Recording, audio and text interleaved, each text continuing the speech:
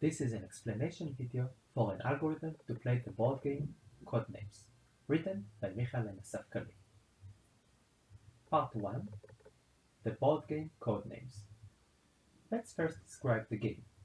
In the game, two groups are competing each other, the blue team and the red team. In each group, there are two types of players, the spy master on the right and the field operatives on the left, which are often played by multiple people. On the board, there are 25 cards, each one with a word written on it. Some cards represent blue agents and some represent red agents. One represents a black assassin and the others represent innocent gray bystanders. But only the two spy masters hold the map that tells which card is assigned to which team. The goal of the spy masters is to have all the cards of their color exposed. To do so, in each turn, the spy master chooses some of the cards of his color to hint about. He then hints about them with a single word that somehow relates to each of them and adds the number of cards he is hinting about. Then, the field operatives guess which cards did the spy master hint about. With each guess, the true color of the card is being revealed. Even when the field operators guess a card from the correct color, the spy master may not give away if that was the card he hinted about or not. The spy master can try to hint at many cards at once, but if the field operators accidentally choose a card from the opponent's color or a bystander's gray card, they lose their turn. If they hit the black assassin's card, the team immediately loses. On the screen, the blue guesser mistakes costume as a hint for ninja, and the blue team loses since ninja is the black assassin. Part 2. The word-to-vec model. Our algorithm uses a pre-trained word-to-vec model for its linguistic knowledge. The word-to-vec model uses a big text corpus, such as Wikipedia or news sites, to assign each word in the vocabulary with an n-dimensional vector. The vectors of the various words are designed such that words that tend to appear in the same context will have a small angle between them, while distant, unrelated words will have a larger angle between them. Part 3. The Codenames algorithm. Now we will describe the algorithm itself. To see the problem from the algorithm's perspective, we will visualize the card's words as three-dimensional unit vectors in a 3D space. In each term, the first task of the hinter is to find a proper subset of words, usually 2 to 4 words, on which he will hint.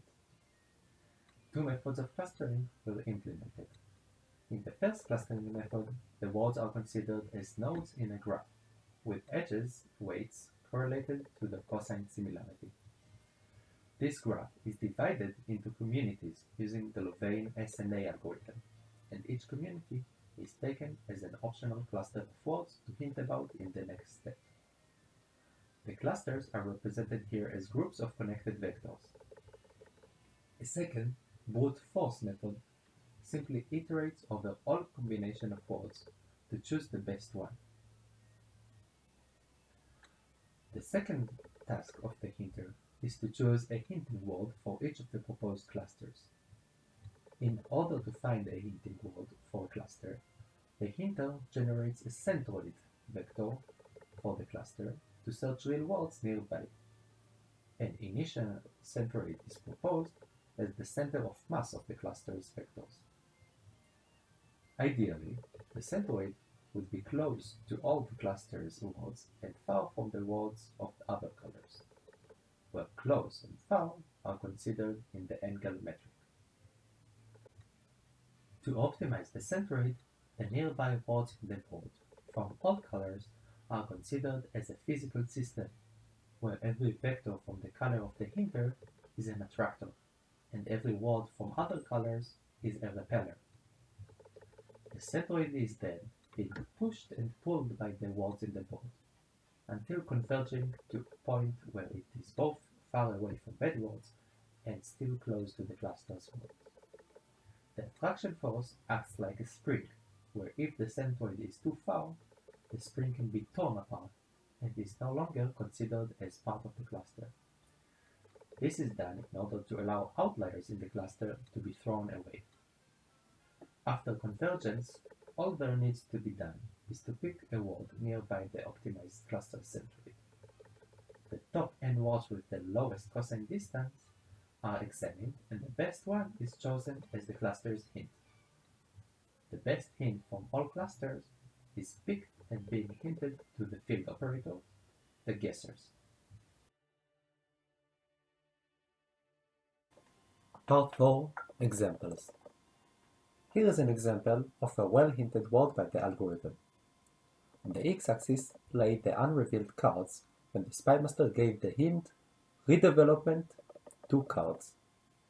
On the y-axis, you can see the cosine distance between the hinted word redevelopment and the unrevealed cards on the board. As you can see, when the field operators search for the closest words to redevelopment, park and skyscraper are significantly closer than the other cards, and thus those will be his 2 guesses. Here is another example of a less successful hint.